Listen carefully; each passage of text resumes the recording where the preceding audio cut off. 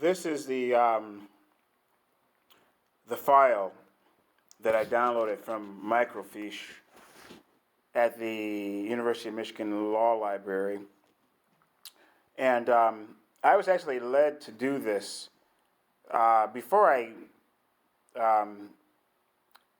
arrived at the law library on a day 2 months ago, approximately. And so once I got to the library, I was given an instruction to conduct some research on some case law that would be applicable to some of my circumstances with law enforcement that I've experienced lately on a third floor and then also on the second floor. And so upon going into this research room in the law library and seeing this microfiche machine just running, I noticed that there was a book underneath the keyboard of the microfiche machine, which is also a computer of some sort, and so the subject matter seemed to be very much related to what I needed to study, and so I assumed that what was on the microfiche machine would be associated with the subject of study, and so which is anyway. The subject of study would be police misconduct, and under the federal law, because I've experienced that in 2 states, Ohio and Michigan, and so I couldn't figure out how to look at the content that was on the microfiche machine directly with the computer, but there was clearly instruction on how to download it, to an USB drive, flash drive, which is what I had. So I did that, and as it was downloading, it actually took about a good 15 minutes to download this file, and I guess it's a file that is an accumulation of, as you see here, auto scans, PDF, in PDF form, and so while this was happening, the air in the room just got very heavy, and I don't know if I would go so far to say that I was feeling faint, but I was feeling excessively drowsy all of a sudden and very hot, so hot that I had to take off my shirt. I mean, it was a hot day, and I had on a black shirt, so I was thinking that it was the shirt, and that maybe I had not consumed enough water that day. But there was another student, a male student, in an adjacent room on this floor, and after I downloaded this file or these PDF form files, when I walked out of the room into that adjacent main room that the other student was in, he looked at me, with a puzzling look, and then he put the top of his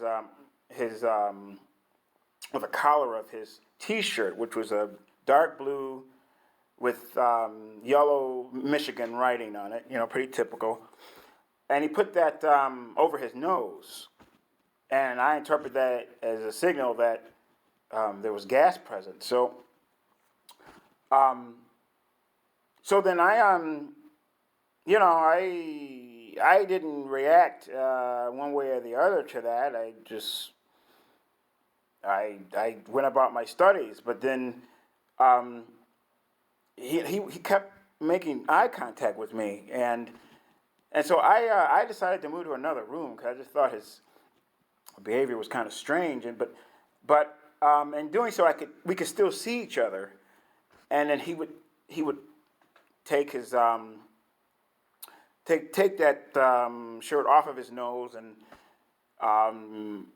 and so the other room, it didn't have as comfortable accommodations such as a big enough table and chair for me to study. So I went back to the original room that the other student was still in, and I started studying, and then again, he made these motions and gestures, looking at me and putting his his shirt collar over his nose, and I said, oh, I don't know, maybe he's referring to my underarm odor, because I don't have a shirt on, and I didn't smell any musk, and I didn't seem to offend him. So by having my shirt off, because he didn't verbally tell me that he was offended by that. And then, maybe he was hot, and maybe he was wiping sweat off of his nose or keeping sweat from being on that part of his face. I don't know, but then I started to have a hard time breathing again. And even with my shirt off, I was getting these extreme hot flashes. And so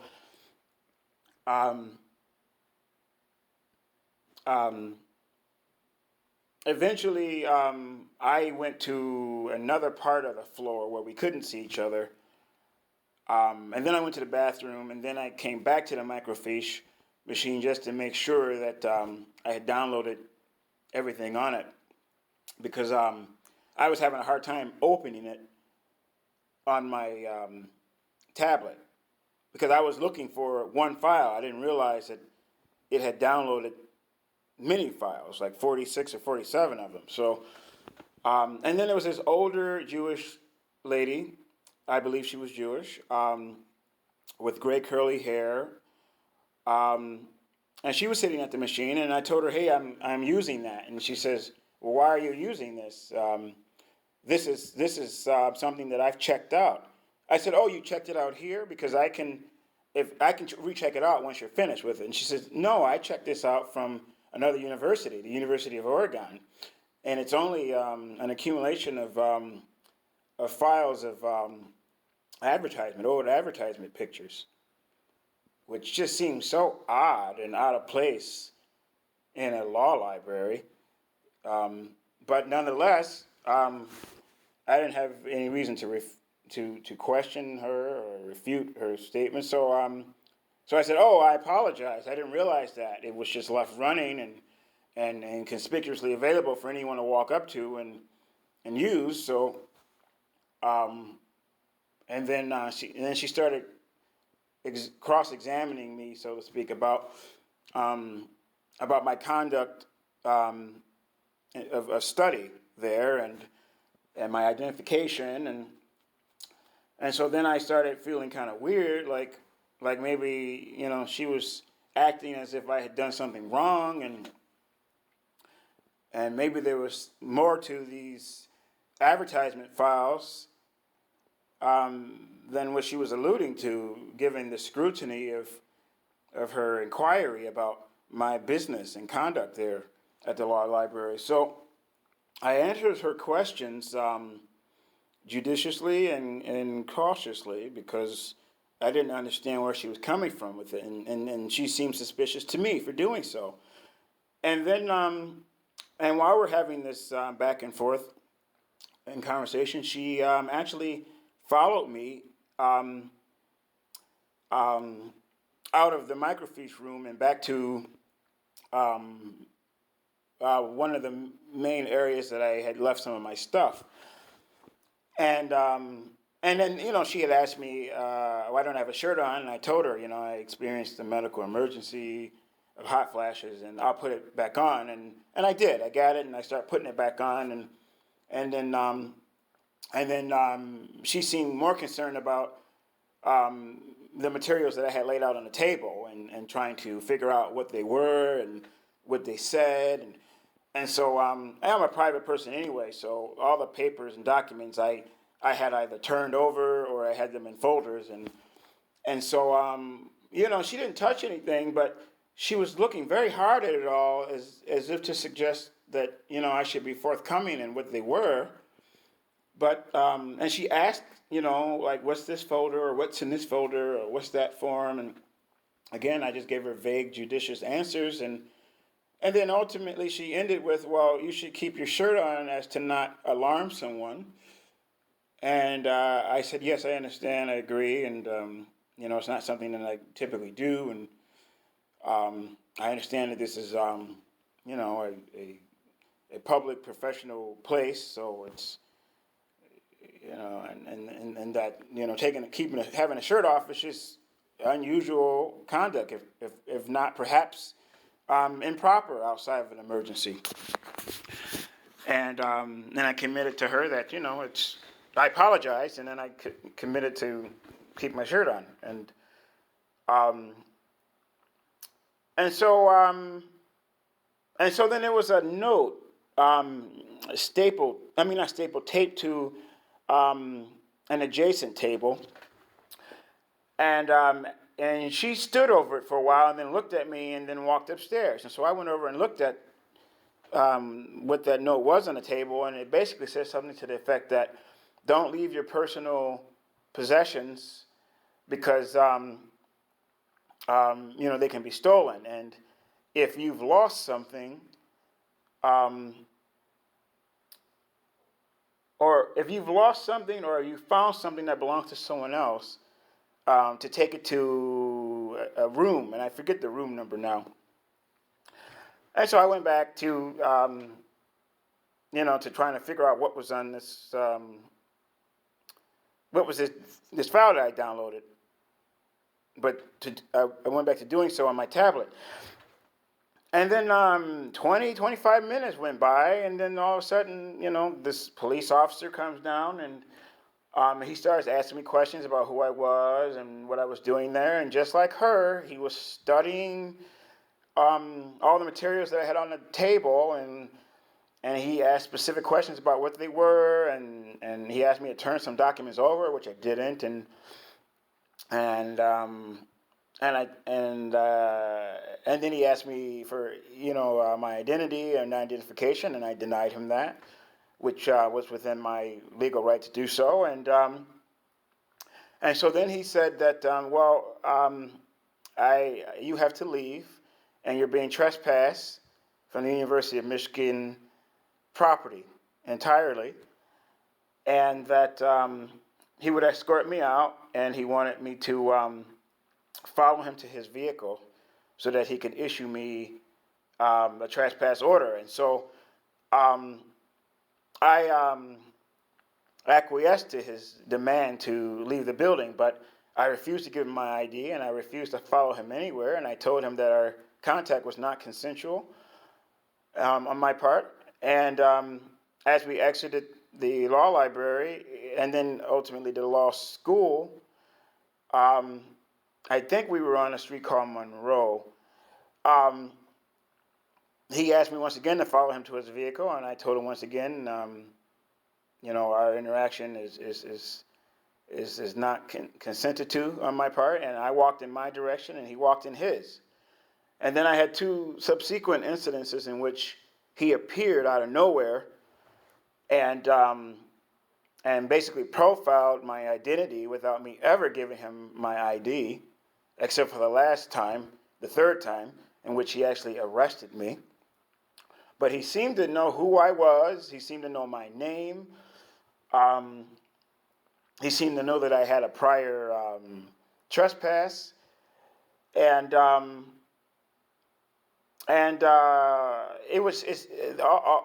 three incidences were very frightening.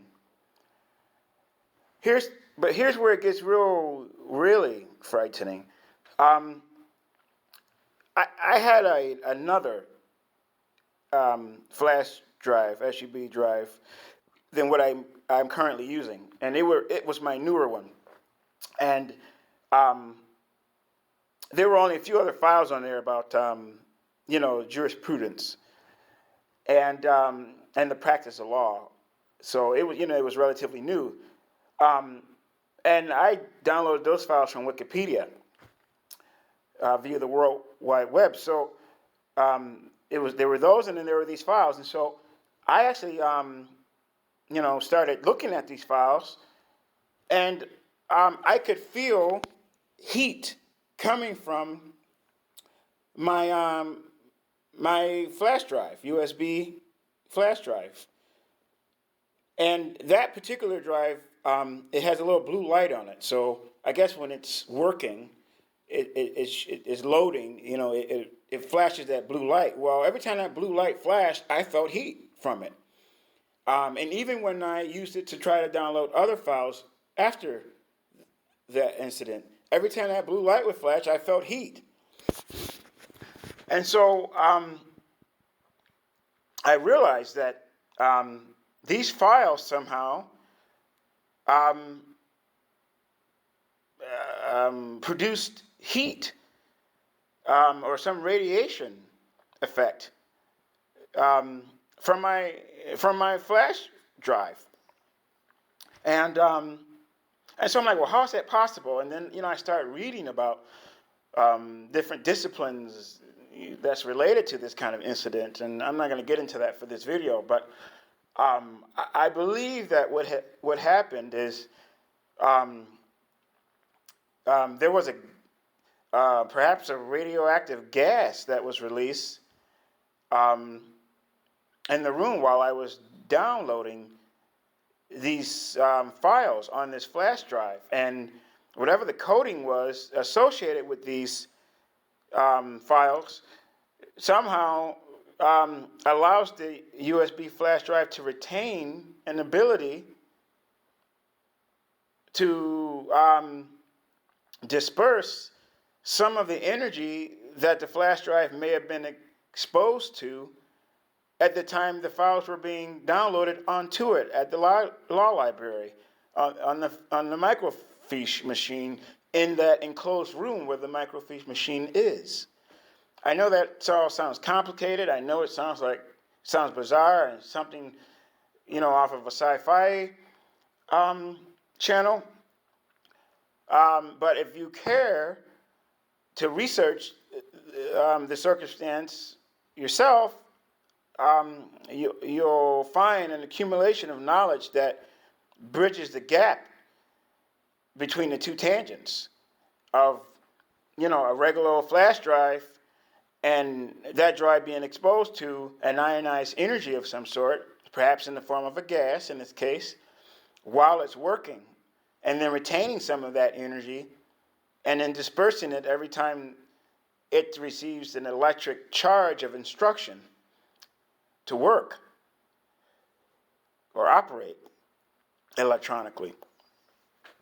So I would not be making this kind of video and making such extremely bizarre sounding claims on video and then posting it publicly so that people could think that I'm perhaps psychotic or delusional or has some extreme imagination that's meant to attract attention or frighten people. I wouldn't do that if I really did not go through all of this and experienced all of this. And I eventually put that flash drive in a metal pot and then put that metal pot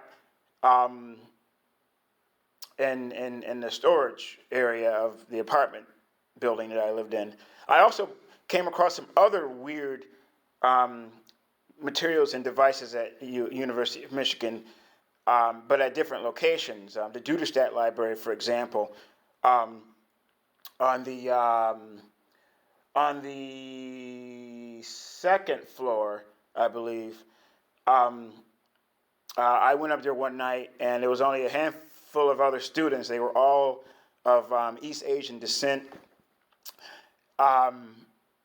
Maybe 4 of them that were in the area, and then so I felt this weird feeling of like I don't know, like a force around my head, like a field maybe, and it was inducing a headache. And so I looked around the area, and I came across this flash drive. In fact, I have it with me, and it happens. I've never seen anything like it. It's a It's a completely metal flash drive. And, it has some writing on it. I don't know. Kingston is the brand. 8 gigabytes, I think, is its capacity. But it was plugged into a computer that was off. And the closer I got to it, the stronger this feeling of a headache I got. So I took it out of the computer to mitigate my harm and to investigate it. And then upon touching it, it felt charged. And what does a charged feeling mean? Or feel like? Well, basically, the best description I have for that is you feel blood running through your veins very pronouncedly. I'm having trouble finding another word. So I don't know if an ionized charge, when it comes in contact with the human body, constricts blood vessels so that you're feeling the blood flow more, but it's something in that order. And so I kept it. I still have it. Maybe after I go through all these scans, then I'll show you it. And I have it in a container here with some ionized pins, highly ionized hand pins, and a marker that I believe has radioactive material in its composition. Both of which I found in the front study drawer of my ex-roommate, Alexander Raskine, PhD of the University of Michigan Metabolonics Department. So just strange, freaky stuff in addition to these files. But when I've looked at some of these files that I've loaded onto this device, this internal storage, I don't feel an energetic charge. So I don't know if it lost that in transferring the files from that initial flash drive to the internal storage of this device, but and if there is still a release of energy, it's not as pronounced as it was when it was being emitted from that flash drive. And then oddly, but not surprisingly enough, when I went back to retrieve that flash drive from that metal pot in the storage area of my ex-apartment building, some of these materials, was in that pot, such as this metal flash drive that I have here. Everything was there except for that flash drive, the one that I initially download these files on. So someone knew that I put that in there, or they came across it, and found some specific interest in that drive, and not, for example, this more rare and strange-looking flash drive made out of metal, of which I've never seen before. So you be the judge of all of that. The purpose of this video is not to convince you of anything. It's first and foremost to make a secured and public account of my experiences, as all of my videos are for that purpose.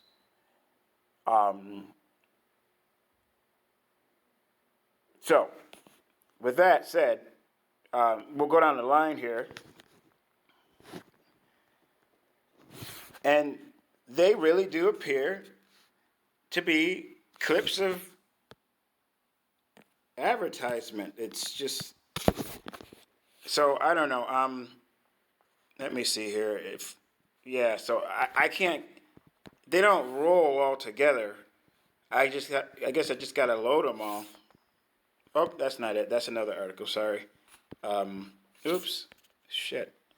As you can see, I've been doing sorry about cursing just there. I've been doing my study of related subjects. So here's another one. I'm not even going to blow them up because clearly the content is has the least amount of value, I believe. There may be some code written underneath the at-face image of these files. I don't know, I may have skipped one, but oh well. That give them such unique properties, but I don't think that the subject matter of these newspapers stand for anything. I don't think so. Oh, man. Okay, here's what I'm going to do. I'm going to go... Hold on. All right. I'm going to go through these again because I'm talking and I need to stop talking.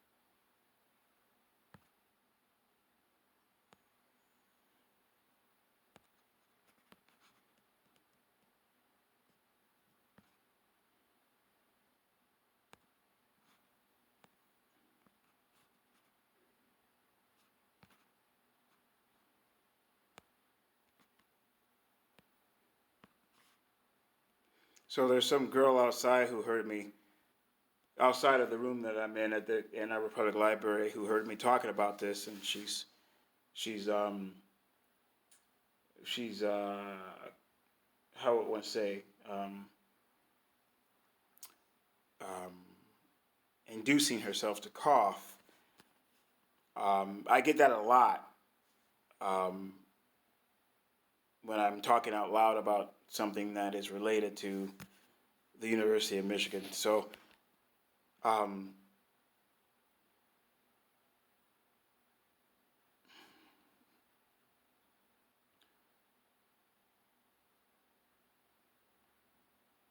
I skipped one? All right.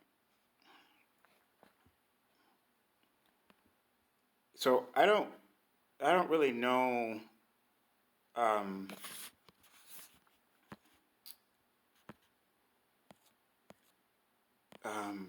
I don't really know what these files may be doing. I know I saw that. I just wanted to start from there again. I don't really know what they might be doing when they're being viewed like this, so I don't even know if I should look at them all or show them all.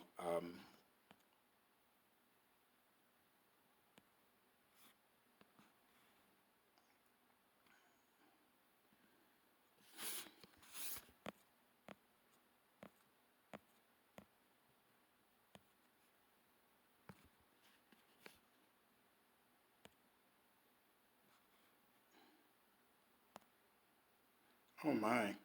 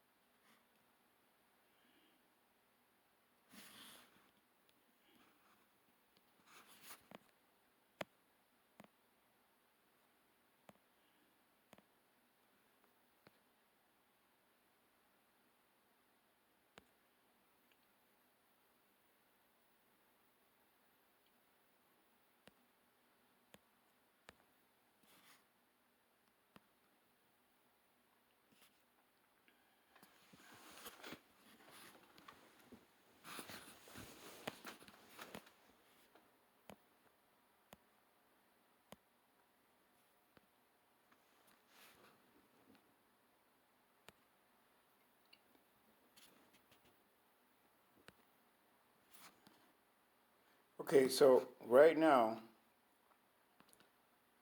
I am experiencing um, a very strange headache that I have often experienced when I was living with my roommate, Alexander Raskine, PhD, of the University of Michigan Metabolonics Department. And what is distinctive about this headache is that it seems to be accompanied with inflamed gums that bleed without me eating anything or creating or causing any direct blunt trauma to the gums with that food that I'm eating. And then there's like a very hard inability to focus my sight, my vision, and then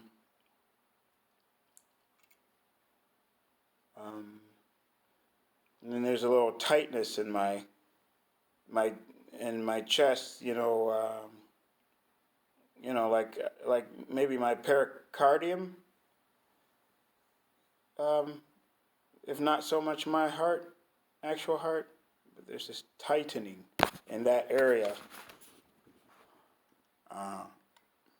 and I'm working very hard to try to ensure that it's not psychosomatic, that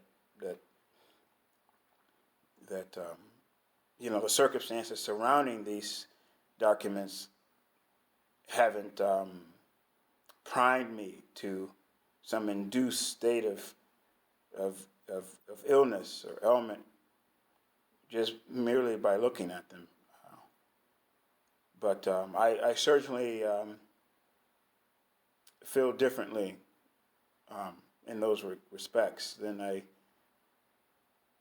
did not feel this way or in those ways upon starting this video.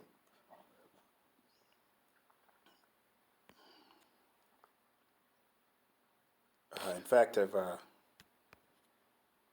lost the number that we're at, so okay.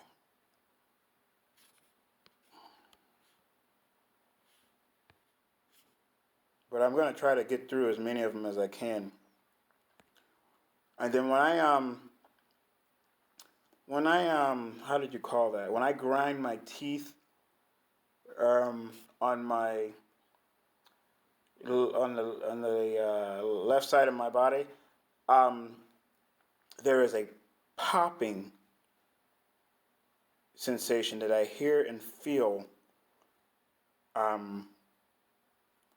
in the back of my upper left jaw,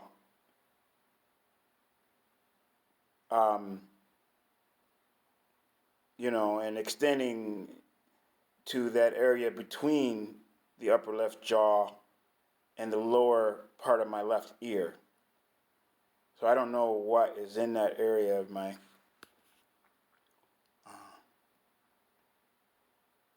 I think that's some place where the jaw connects, right, to the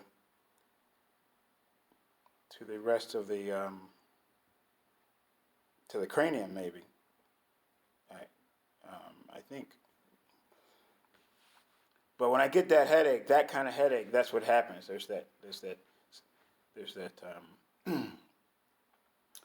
that irritation, inflammation of the gums. There's bleeding, and a very conspicuous and copious amount of blood in the saliva.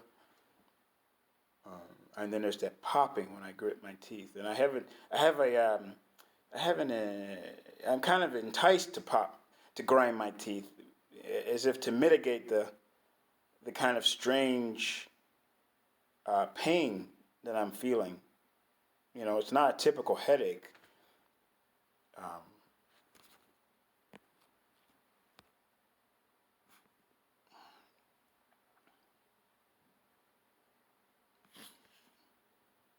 So I just noticed that I looked at that slide the longest of all of them, and my headache markedly got worse. So there appears to be a time factor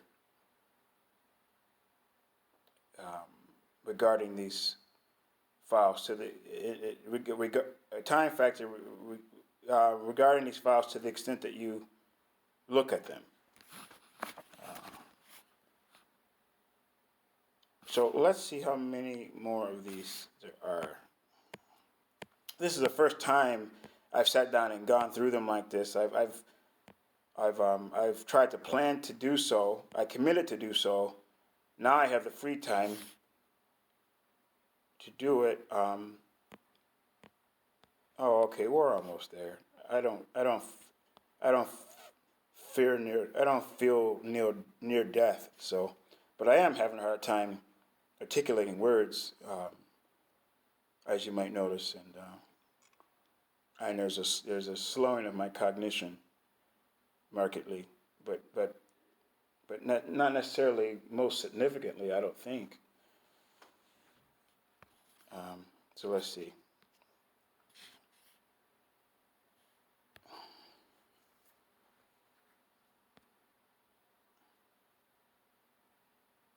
Oh, look at that.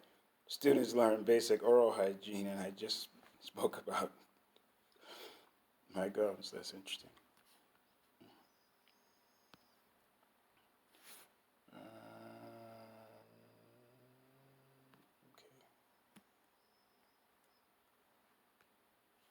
Okay. I reported these files and to the FBI here in town in Ann Arbor, Michigan.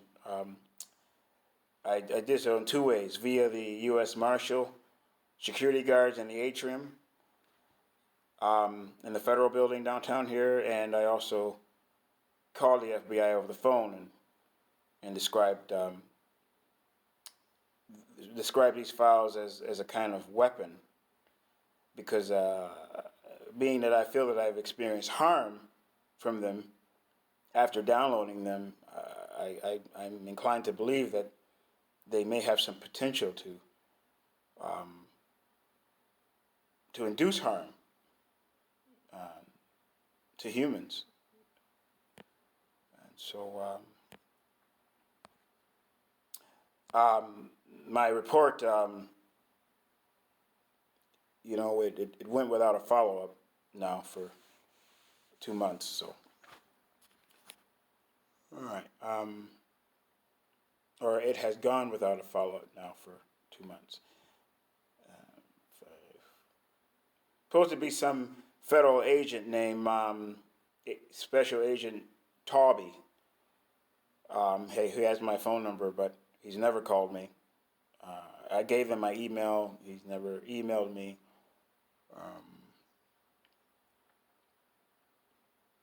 Finally, anyway, I'm not even going to go into that part. So, well, I found some stamps the other day at the AATA Transit Center downtown Ann Arbor here, and they had an adhesive on the back that attracts electromagnetic energy that I experienced.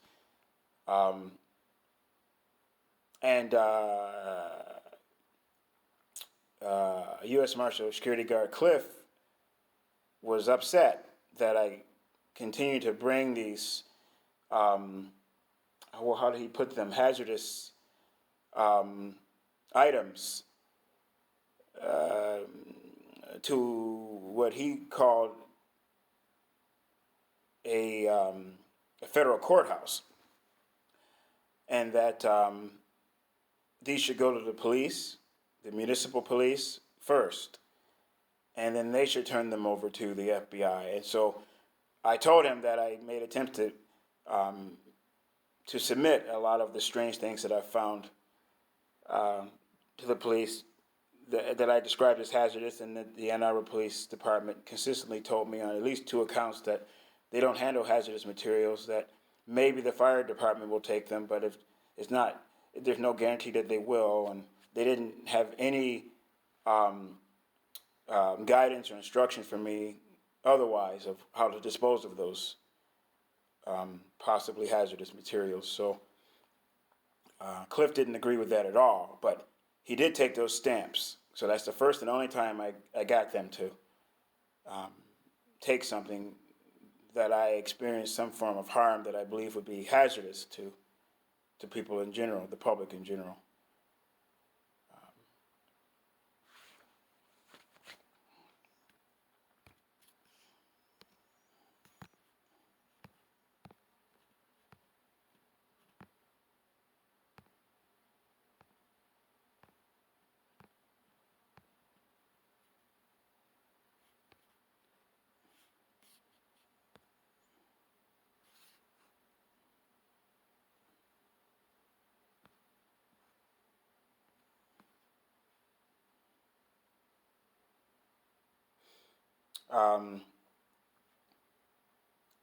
Maybe there's someone out there who knows what this is and is not restricted by some classification of confidentiality to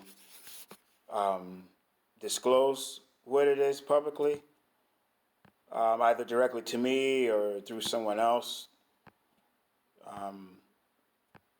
or in some way, to help me understand what this might possibly be and how I may have possibly been harmed by it or continue to be harmed by it. But I think, to just sweep something strange like this under the rug and go on about my life and then possibly end up with some type of considerable damage in the future that could be attributed to some of what I've experienced or some of the materials that I've come in possession of, or items.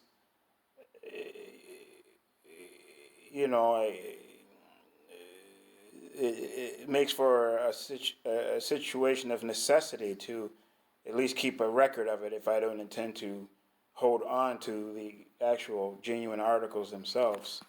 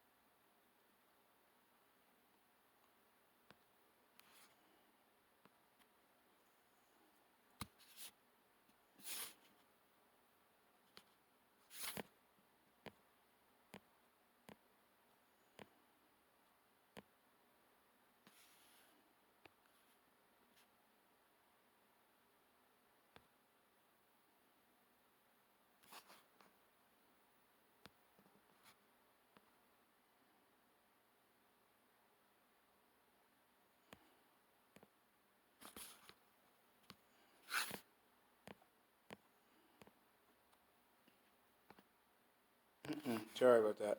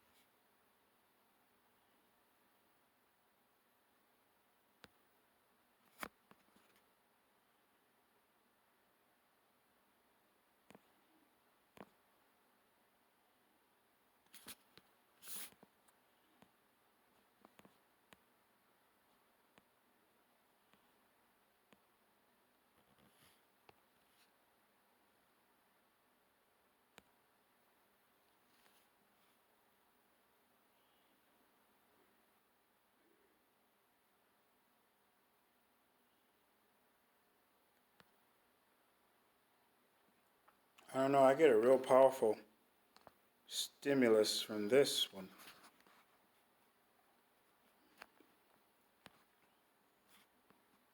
My neck even seems to close up a little.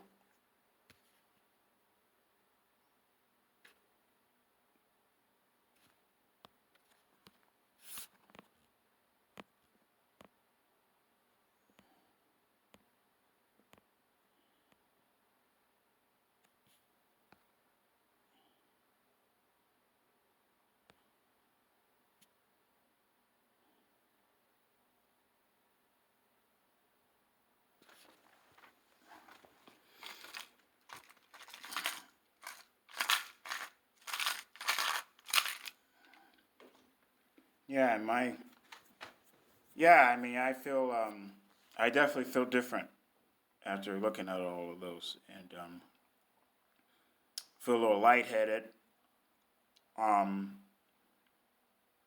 would be like the third significant symptom. The second significant symptom is my headache, primarily on the left side of my head, and then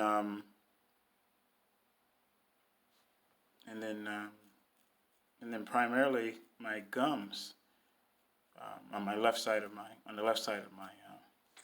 mouth are very inflamed. You know, in the parts where teeth have been pulled, the gum flesh it becomes puffy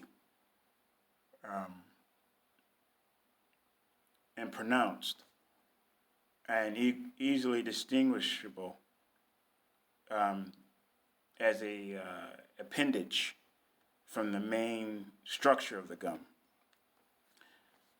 which eventually subsides and becomes less noticeable and noticeably appendaged from the gum general area. So now, I guess that was all of them. I will show you this flash drive. I also know that everything in here is ionized except for the pin. Even the stem. When I found this, well, anyway, I'm not going to go into that. But the stem in the bottle here, it has a charge, and it had a charge before I put anything in it. I found it. I'm not going to say where I found it, but it was offered, you know, for free where I found it, and I took it, you know, to have a smaller container to carry these weird items and substances that I come across. The best I can do now to contain them while retaining them for proof or evidence or not. Okay, so we can do that.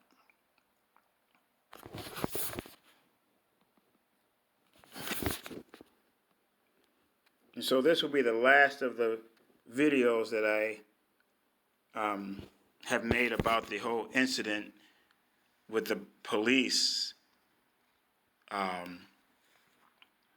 regarding my trespassing from the University of Michigan property as a whole.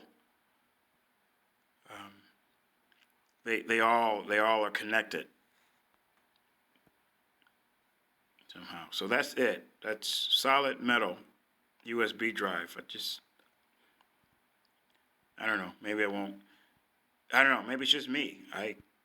I'd never seen one in my life, and I still don't see them often today. And the fact that it can be charged and made ionized, and then give off some type of electromagnetic energy to induce an electromagnetic field to the extent strong enough to affect someone's, to feel a headache.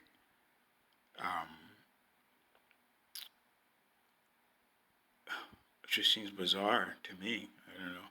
And then those pins underneath there, were Alexander Raskine's PhD. And I took them because I realized that he was sticking them in the walls and pinprick holes in the walls in their apartment to charge the paint and perhaps the wall, so that he could conduct some type of experiment with those charged walls. Some of which I hypothesized about in videos on YouTube and Facebook, so I won't go into that here in detail. And that's that strange marker. I tried turning it into the Ann Arbor Police, and Sergeant Reed seemed like a nice man and all, said that just looked like a regular old marker to him. I've never seen a marker like that in my life, where the material is to that extent separated from the actual casing of the marker, and that material specifically is wrapped in a kind of film,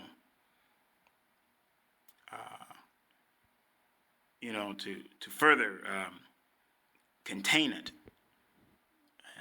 So that was Alexander Raskine's PhD as well. And so I took that also just to make sure that, or at least to make an attempt to mitigate any kind of harm that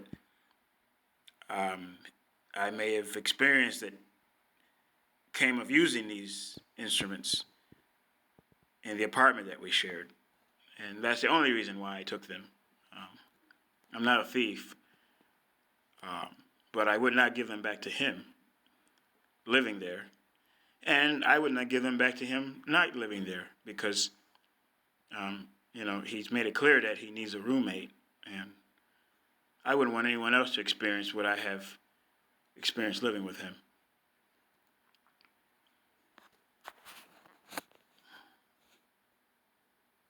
And all of these statements I make honestly and faithfully. And you be the judge. Thanks.